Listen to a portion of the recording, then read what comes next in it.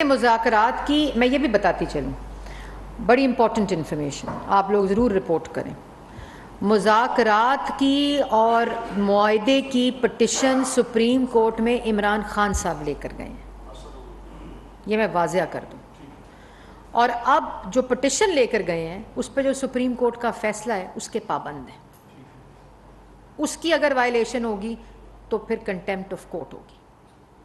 लेकिन इनका कुछ पता नहीं, ना ये किसी मुआहदे को पूरा करना जानते हैं, ना किसी वादे को पूरा करना जानते हैं, ना इनको पता है वफा क्या होती है, ना इनको पता है किसी का साथ देना क्या होता है। एहसान फरामोश शख्स है, इसलिए इन पे किसी किस्म का यकीन नहीं है। लेकिन क्योंकि सुप्रीम कोर्ट ने हमें, सुप्रीम कोर्ट का फ़ैसला, हमने उसकी पूरी इम्प्लीमेंटेशन करनी है, उसके पाबंद हैं इमरान खान साहब, और उस मुआहदे में ये तमाम चीज़ें लिखी जाएंगी। बहुत शुक्रिया। अच्छा जी जी आपने आज का ये जो मार्च था उसको आपकी गवर्नमेंट ने बहुत अच्छी तरह से टैकल किया और उसको रोक लिया, लेकिन जो कोर्ट का ऑर्डर है कि इस्लामाबाद में उन्हें H9 में जमा होने की इजाज़त है, रास्ते जैसे मेरे साथी ने कहा खुल गए हैं, वो अपनी बात पर कायम नहीं रहते।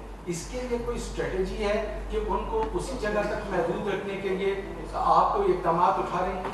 अभी अगर आप अपनी स्क्रीन्स पर देखें, जो आपको शायद अभी नज़र नहीं आ रहा क्योंकि आप लोग प्रेस टॉक में बैठे हुए हैं, कि डी चौक के ऊपर इस वक्त जो मुसल्ला अफराद हैं, जो भी मुझे स्क्रीन पर आ रहा है, उन्होंने मैदान जंग बना दिया है डी चौक को। अब आप ये देखें कि ये पुरअमन है। सुप्रीम कोर्ट के ऑर्डर फैसले के बाद ये वो स्क्रीन्स के विजुअल्स हैं जो आपकी स्क्रीन्स दिखा रही हैं इस वक्त। ये है इन लोगों से मुआहदा। ये सुप्रीम कोर्ट को ये चीज़ें देखनी चाहिए। ये सुप्रीम कोर्ट के ऑर्डर के बाद की एक्टिविटी है जो इमरान खान के हुक्म के ऊपर हो रही है। ये वो एक्टिविटी है जो सुप्रीम कोर्ट के फैसले के बाद की जा रही है।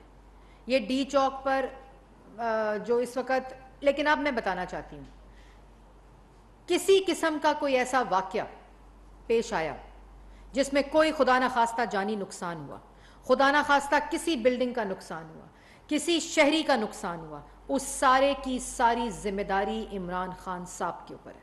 आज सुप्रीम कोर्ट्स भी इस वक्त ये विजुअल्स देख रही होगी कि हुकूमती लोग के साथ जो हमें सुप्रीम कोर्ट ने कहा है कि मुज़ाकरात इनके साथ करें, और हुकूमत की जो टीम है वो इस वक्त मुज़ाकरात के लिए तैयारी शुरू कर रही है।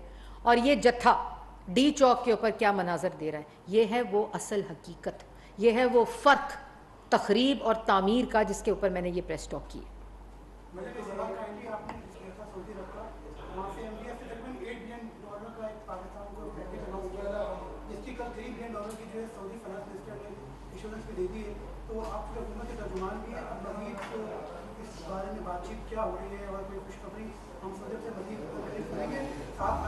पाकिस्तान के अंदर इंशाअल्लाह, मैंने जैसे पहले कहा है, जो दोस्त ममालिक को इन्होंने नाराज़ किया हुआ था, IMF के मुआहदा जो इन्होंने अपने दस्तखत से ख़ुद अप्रूव किया, उसके अंदर जो माशी बदहाली हुई, ये मैं ज़रूर बताना चाहती हूँ कि माशी बहाली शुरू हो चुकी है। दोस्त ममालिक के साथ ताल्लुकात बहाल होना शुरू हो चुके हैं, जिसके डर और खौफ में ये धरना और ये गुंडागर्दी हो रही है। मैंने कल भी कहा था कि खौफ सिर्फ इस बात का है कि हम कहीं ये ना देख लें कि पाकिस्तान की आवाम को रिलीफ मिल रहा है।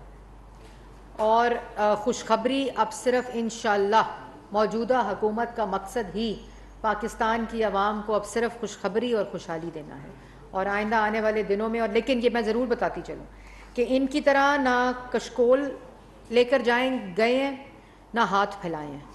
हमने स्ट्रेटिजिक पार्टनरशिप्स, मंसूबे, प्रोजेक्ट्स के ज़रिए ये सारी फंडिंग जो अब आएगी वो इंशाअल्लाह पाकिस्तान की आवाम के लिए रोज़गार लाएगी। जैसे CPEC था, CPEC कोई कशकोल नहीं था। CPEC मुल्क की तरक्की के लिए एक माशी मंसूबा था जिसने नौजवान को रोज़गार दिया, मुल्क के अंदर मंसूबे दिए, मुल्क के आवाम को रिलीफ दिया। इसी तरह जब विज़न हो मुल्क के अंदर तामीर का, जब विज़न हो मुल्क के अंदर मंसूबों का जो पाकिस्तान की आवाम की तरक्की के ऊपर मबनी हो, तो फिर कशकोल नहीं होता, फिर मंसूबे होते हैं, तरक्की होती है, रोज़गार होता है। और इसी विज़न के साथ वज़ीर आज़म शहबाज शरीफ साहब दिन रात काम कर रहे हैं।